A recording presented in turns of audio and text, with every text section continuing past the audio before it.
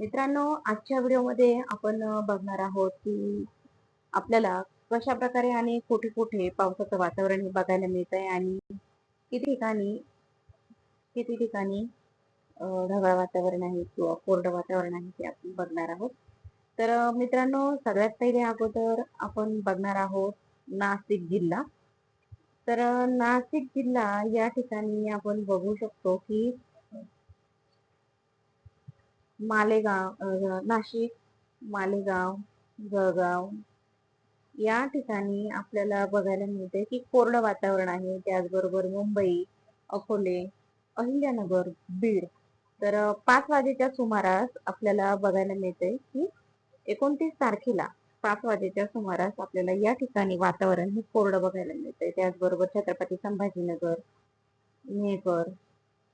तर आपण बघूया अहिल्यानगर मधील किती ठिकाणी आपल्याला कोरडं वातावरण बघायला मिळणार आहे ते. तर तुम्ही बघू शकता अहिल्यानगर मध्ये गोंदेगाव, राहुरी, श्रीरामपूर, लोणी, त्याचबरोबर गंगापूर, कोपरगाव, देवळी या ठिकाणी कोरडं वातावरण आपल्याला बघायला मिळतंय. तसंच आपण अजूनही इतर ठिकाणी बघणार आहोत की नाशिक जिल्ह्यामध्ये आपण सिन्नर, त्र्यंबक, घोटी, त्याचबरोबर संगमनेर, अकोले, जुन्नर, जुन्नर आणि आळेफाटा हा पुण्याकडील भाग आपण बघतोय. तर इथे मंचर या ठिकाणी सुद्धा कोरडं वातावरण चांगल्या प्रकारे आपल्याला बघायला मिळते. चाकण या ठिकाणी सुद्धा, सासवड, जेजुरी, खेडगाव या बऱ्याचशा ठिकाणी आपल्याला वातावरण हे आपल्याला पूर्णपणे कोरडं बघायला मिळतंय. तशात जर आपण बघितलं तर राहुरी या ठिकाणी जर आपण बघतोय तर जवळपास 9 वाजेच्या सुमारास जर आपण ते बघितलंय तर 10 वाजेच्या वेळेपर्यंत आपल्याला बघायला मिळते की वातावरण ही कोरडं राहणार आहे. श्रीरामपूर, लोणी, संगमनेर, गंगापूर ही जी गावं आहेत या ठिकाणी आपण बघतोय तर इथे सगळीकडे कोरडं वातावरण आपल्याला बघायला मिळतंय.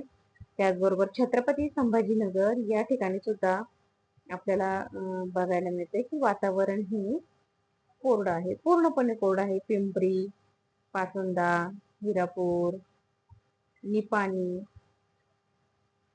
बरीचशी गावं असे आहेत. पिसारी, जायपूर.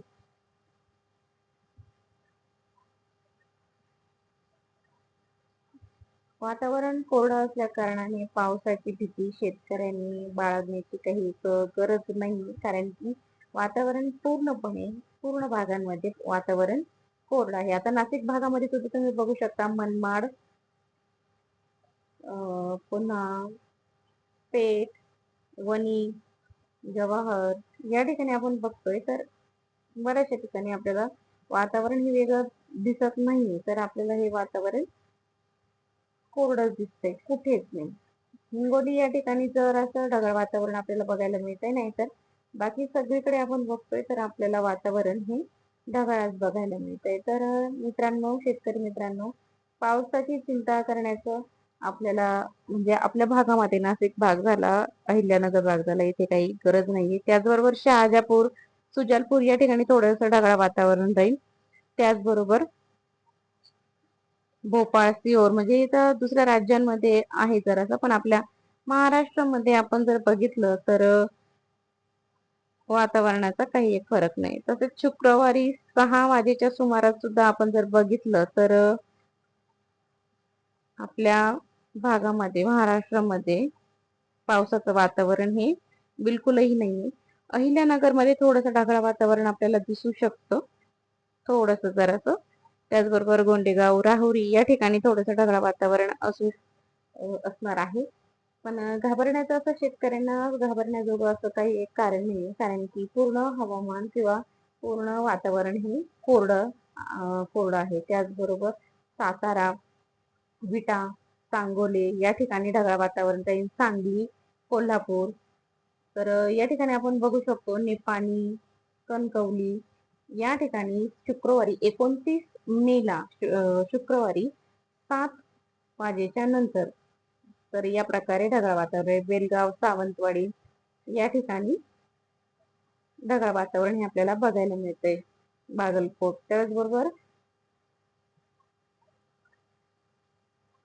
तर अहिल्यानगर आणि नाशिक मध्ये आपल्याला बिलकुलही घाबरण्याचं शेतकऱ्यांना घाबरण्याचं काही कारण नाही. तर अशा प्रकारे तुम्ही आजच्या व्हिडिओमध्ये बघितले. तर व्हिडिओवरती नवीन असेल तर व्हिडिओला लाईक करा, शेअर करा आणि चॅनलला सबस्क्राईब करा. धन्यवाद.